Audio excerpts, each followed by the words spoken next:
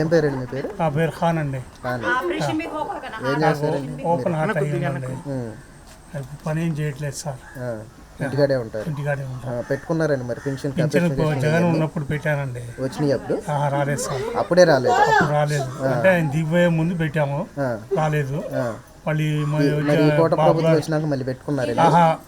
మరి మళ్ళీ వెళ్ళి పెట్టుకోవాలి కదండి. పెట్టుకోవాలంటే ఇంకా అవలేదు టైము అంటున్నారండి. సచివాలయానికి వెళ్తే వెళ్ళారా? సచివాలయం వెళ్ళామండి. అంటే టైం అవ్వలేదు, అయినాక మేము చెప్తాం వచ్చి పెట్టుకుంటారు కానీ అన్నారండి. అంతే. ఎప్పుడు వెళ్ళారు? స్టార్టింగ్ లో వెళ్ళారా? స్టార్టింగ్ లో 3-4 సార్లు వెళ్ళి వచ్చామండి. ఇప్పుడు 4 సార్లు వెళ్ళి వచ్చారు. అయినా సరే అదే చెప్తున్నారు. అదే చెప్తున్నారు. ఓకే అండి. ఎంత వస్తాయండి మీకు పెన్షన్ అయితే మామూలుగా?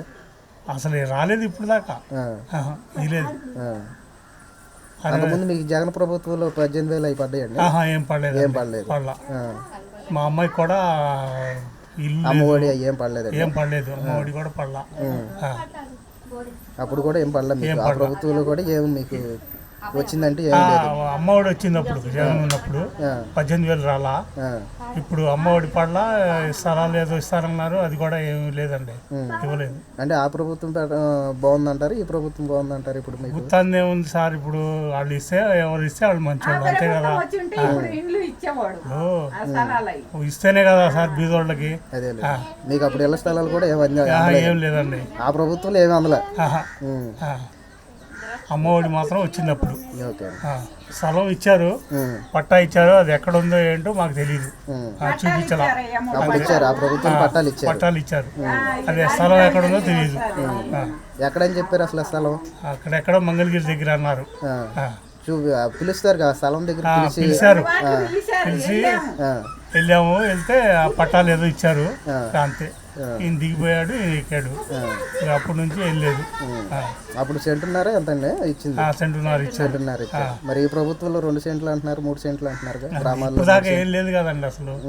నాకు 63 సంవత్సరాలు అంటున్నారు కానీ మొన్న ఇప్పుడు దాకా పింఛన్ లేదు. ఎన్నిసార్లు పెట్టుకున్నా పింఛన్కి అప్లై చేసుకున్నా రావట్లేదు.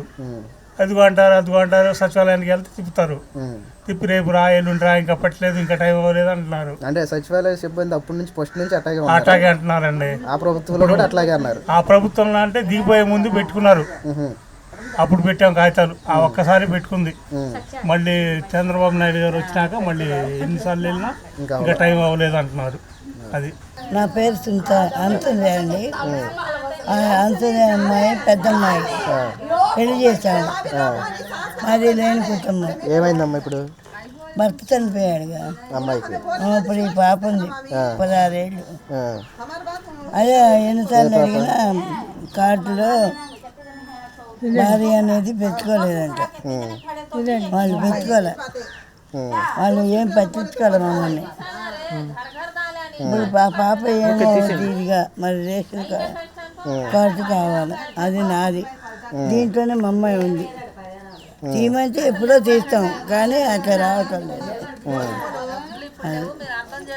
ఏమైందమ్మా? వాళ్ళ హస్బెండ్ చనిపోయారా? పింఛన్ అది ఏం రావట్లేదా? పింఛన్ ఏం రావట్లేదు. పెట్టుకున్నారా మరి? పెట్టుకోవడానికి నేను ఇప్పుడు చెప్పింది. పెట్టుకున్నాం, కాగితాలు ఇచ్చాము. చనిపోయినాక కాగితాలు పేరు ఉండాలి.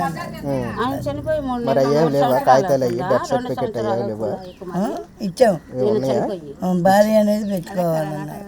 కరోనా టైంలో కదా 2 సంవత్సరాలు అయింది కదా, పాపం వీళ్ళకి అసలు ఏం లేదు. అసలు పలకరించే వాళ్ళు కూడా లేరు.